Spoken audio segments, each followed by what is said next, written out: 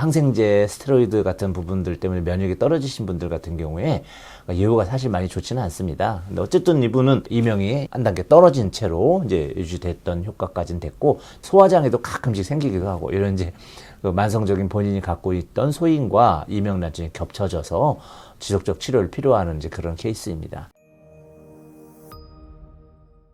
이어서 소개해드릴 사례도 수면 장애와 관련이 있는 이명 환자분이십니다. 이명과 난청이 둘 다 있으신 분이고요. 수면이 불량한 경우엔 이명만 오는 경우도 있지만 대부분이 난청을 동반하신다는 그런 특징이 있어서 더욱더 치료가 어렵죠. 이명이 수면 장애를 일으키고 또 수면 장애가 이명을 악화시키고 이런 이제 상호 악순환이 발생하게 되는데요. 이분은 이제 지난 사례와 다르게 수면 불량이 체기를 유발하게 됩니다. 수면이 또 이제 교감신경과 관련돼서 위장에 소화장애를 유발할 수도 있고 여러 가지 또 장애가 있습니다. 이런 수면장애 유발이 체기를 유발하면 이것이 장기화되면서 수면을 지속적으로 못하니까 체기도 또 장기화되거든요. 이런 식체 소화 불량이 영양의 불균형 상태를 초래한 케이스이십니다. 특히 젊은 여성에게서 평소에 이제 다이어트 하면서 이제 식단 조절을 하시게 되기 때문에 식사량 자체가 적으신 분이 체기가 발생하면 더더욱 식사량이 줄게 되고, 그것이 뭐 2, 3주 진행되거나 뭐 두세 달 진행되게 되면 10중 8구 영양 불량, 기력 저하를 유발하게 되는 것이죠. 그런 것들이 이제 2차적으로 이명과 난청을 유발한 경우입니다. 이명과 난청이 2월 달에 발생하셨습니다. 그런데 직전 사례처럼 의과나 다른 한의원의 치료를 거의 안 하시고 방문하신 분도 계시지만, 이분은 또 정반대로 스테로이드 투여도 오래 하셨고 고막 주사도 하셨고 다른 한의원에서 한약 투여도 하셨고 이렇게 여러 가지 치료를 하고 오신 분들 중에는 할 거 다 한 것 같은데 하면서 이제 주저하시는 경우들도 많이 계시거든요. 이분도 이제 그런 케이스이셨습니다. 그런데 이제 저희 한의원이 수면장애라든지 다몽증에 관련된 이제 그런 치료를 많이 한다는 사례를 익히 알고 계셨기 때문에 수면장애와 관련된 부분이 문제가 아닐까라는 이제 본인의 판단이 본원에 내원하실 수 있는 계기가 되었던 거죠. 이런 식으로 치료를 하시면서 수면장애도 같이 고쳤으면 하는 이제 바람이 있으셨습니다. 젊으신 분인데 돌발성 난청의 후유증인 것 같습니다만, 역시나 또 왼쪽 돌발성 난청이 발생했던 부위에 이명도 발생하였지만 그 부위에 고주파성 난청, 퇴행성 변화가 시작되었습니다. 이런 이제 공통점이 있습니다만, 어쨌든 이런 퇴행성 변화 자체는 환자분이 느끼시지 못하기 때문에 이제 난청보다는 이명에 집중해서 이제 투약을 하게 되었습니다. 처음에 자체는 수면이 문제가 되었고, 그것이 이제 체기, 위장성으로 이제 또 이명을 일으키기도 합니다. 근데 그런 부분을 건너뛰어서 3차적으로 영양불량, 그래서 기가 허해지는 상태 가 되었던 것이 이명의 직접적인 요인이었다, 이렇게 판단을 하였고, 그래서 위기와 비위가 이제 좋아짐으로써 영양 흡수가 잘 되고 그것이 전정 기능과 달팽이관의 성능을 회복시키게 하는 그런 치료법을 쓰게 되었습니다. 특히 이분은 당시에 모낭염 때문에 항생제를 좀 복용하셨는데, 항생제가 굉장히 독하지 않습니까?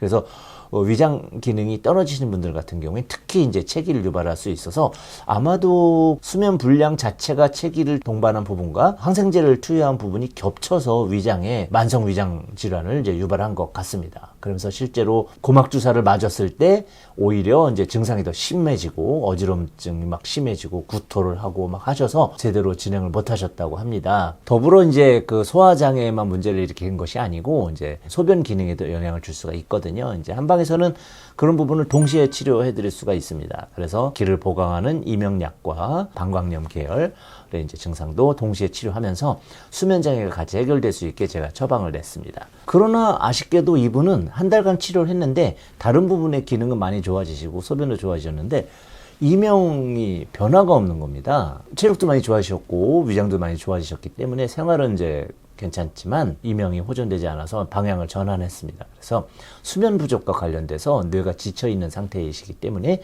수면 관련 약을 했죠.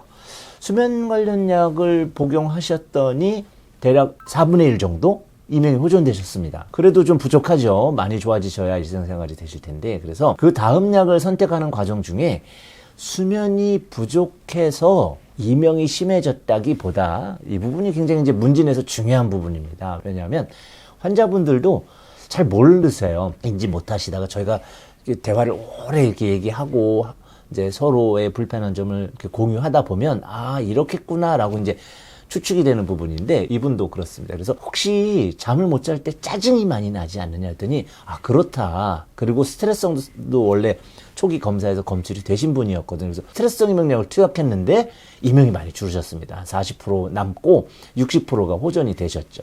이런 분처럼 수면장애 아니면 체력 저하, 좀 스트레스가 여러 가지가 다 공유돼서 동시에 일으키는 분들은 각각을 치료할 때마다 조금씩밖에 좋아지지 않습니다. 그런 부분을 좀 인지하고 하셔야 되는 것 같고요.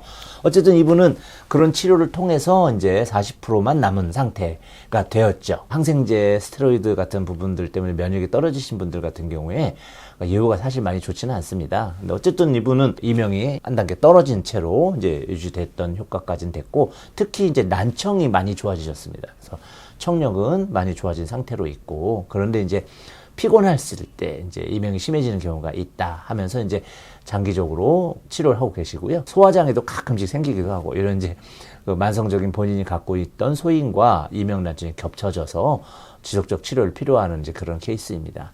이제 수면장애, 면역 저하 또는 스트레스 이런 것들이 골고루 영향을 주었던 또 한 케이스였는데, 이런 식으로 이명 난청은 저희가 치료했을 때 완벽하게 다 해드릴 수는 없다는 점, 그러나 이제 효과를 봐서 많이 호전되었어 하는 그 영역을 찾아드리게 되면 효과가 난 약이 스트레스라면 스트레스를 앞으로 조심해야 되겠구나.